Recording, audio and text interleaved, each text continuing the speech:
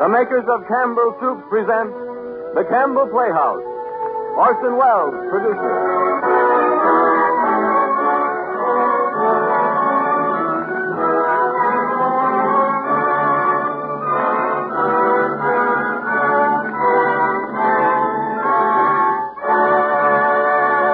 Good evening, listeners.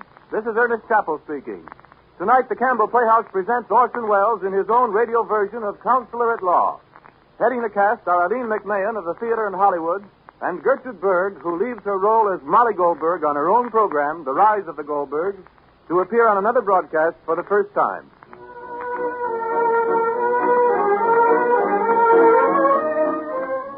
Let me ask what comes to your mind when I mention chicken for dinner. I think I know. You visualize a fine, plump chicken sizzling brown and falling into tender slices under the touch of the carving knife. And you recall the eager anticipation as the plates were passed from place to place. A grand dish, chicken. A special occasion treat that's always welcome. But remember that between these special occasions, your family can still enjoy the good taste of chicken soup. Because just as sure as you like chicken, you like Campbell's chicken soup. You'll see how chicken-rich it is and the very golden glisten of it. You'll taste deep-down chicken flavor in every tempting spoonful. What's more, you'll find pieces of tender chicken meat in it and fluffy, snowy rice. I know you'll agree that Campbell's is the real old-fashioned kind of chicken soup. Why not keep several cans of Campbell's chicken soup on hand?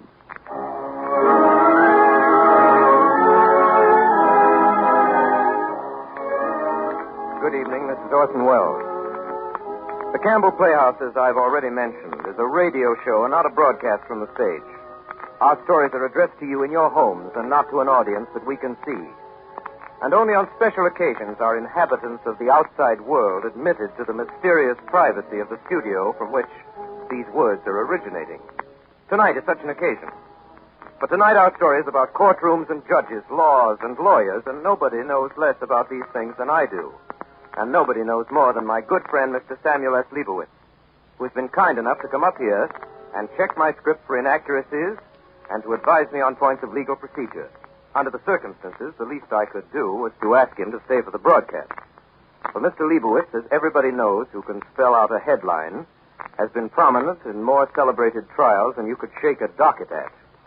It is hardly necessary to remind you of the Irwin case, the Vera Stretz case, the Scottsboro trial, the bread knife murderess, the Mother Honor slayer, the Vendetta woman, or the Gigolo murder. With this enviable and unprecedented career behind him, I am fairly sure that Mr. Leibowitz examined my case very thoroughly before he took it on. I can hardly hope that he will defend my performance of Counselor at Law. I can only hope that our broadcast will not detract from his record. Ladies and gentlemen, may I present Counselor at Law, my legal advisor for tonight, Mr. Samuel S. Leibowitz. Thank you, Orson. I'm very curious to see what you're going to do with one of my favorite plays. As you know, the original author, Elmer Rice, was a law student, so his legal details are mostly authentic. As far as I can see, there's nothing in your script that would be ruled out of court. I hope you're right, Sam. And I hope you like our show. And now, if you'll just sit over there with Mrs. Leibowitz and pretend you're the jury, Aline McMahon, Gertrude Berg, and the rest of us of the Campbell Playhouse will present our case to you, and I promise you we'll all be very interested to hear your verdict. Ladies and gentlemen, and Mr. and Mrs. Leibowitz, the Campbell Playhouse presents Counselor at Law by Elmer Rice, and remains obediently yours.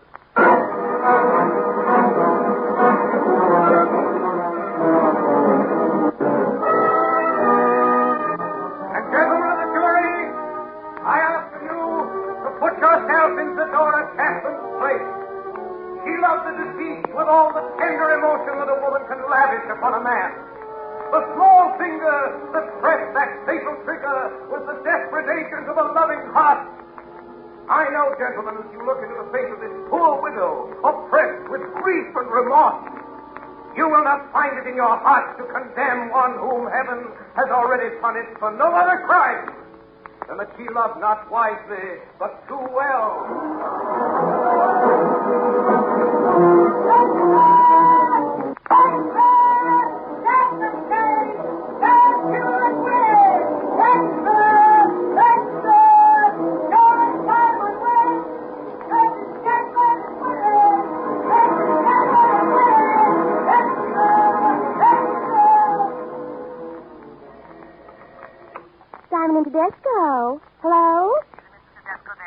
I'll put you through. Hello? Simon and Tedesco. Who's calling, please? Mr. McGee? No, Mr. McKee. Mr. McKee, K-Light and Kitty? That's right, of Bartlett McKee. One moment, please. Mr. McKee of Bartlett McKee calling Mr. Tedesco. Oh, Henry. Yeah, what is it? Hey, Henry, will you distribute this mail? Oh, gee, I got to get out these notices of trial. Can't you even sort it? Say, who's the office boy around here, you or me? Simon and Tedesco. One moment, please. Hello? Simon and Tedesco. Hiya, Bessie. It's a little Al. Oh, so it's you, is it? I thought you was dead and buried. Did you wear mourning? No, I don't look so good in black. You missed me, babe? Yeah, sure, I missed you. Did you, Bessie? Yeah, like Booth missed Lincoln. Gee, I'm glad I'm wearing long sleeves so I can laugh in them. You go for me, Bessie. You know you do. All right, now I'll tell you one. Wait a minute. Simon and Tedesco. Yes, who's calling? One moment. I'll give you Miss Gordon, his secretary. Wilson and DeVore calling Mr. Simon. Here's Miss Gordon, Mr. Simon's secretary. All righty, go ahead. Hello. I'm still waiting. Yeah, you had another call. Well, here's your chance, babe.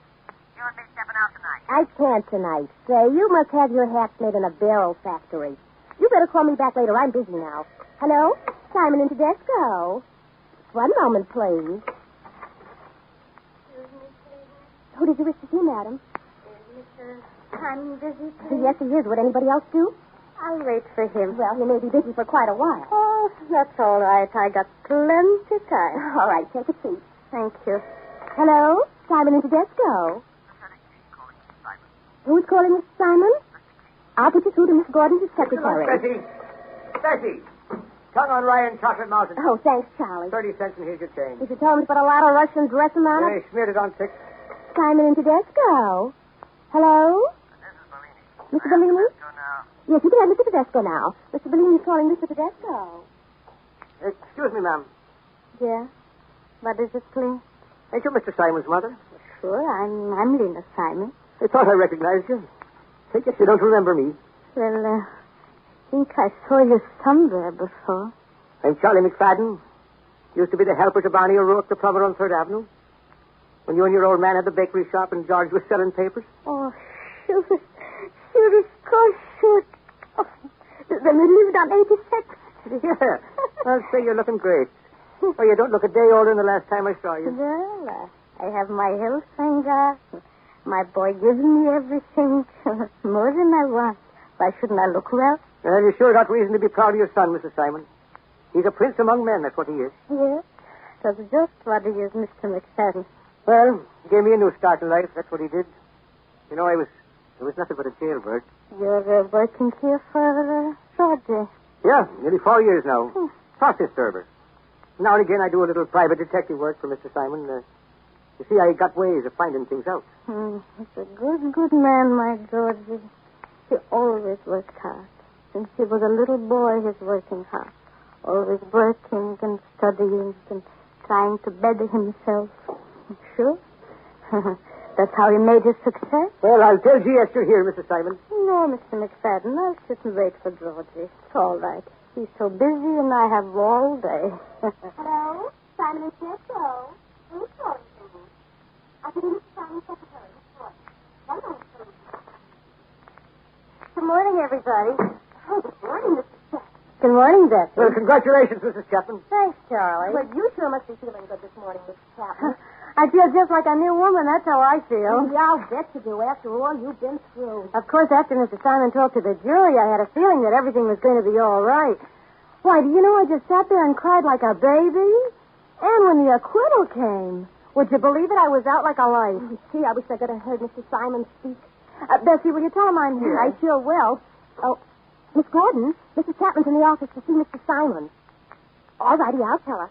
Mr. Simon's on long distance. Miss Gordon says we'll please take a seat and wait a minute, Mr. Chapman. Okay, hope you don't make it too long. Simon and Tedesco. Oh, good morning, Mr. Simon. Oh, Mr. Simon is on long distance just now, ma'am. Well, Miss Gordon is talking on another wire. Do you want to hold on? No, I'll call later. All right, Mr. Simon, I'll tell him you called. Goodbye. That was Mrs. Simon.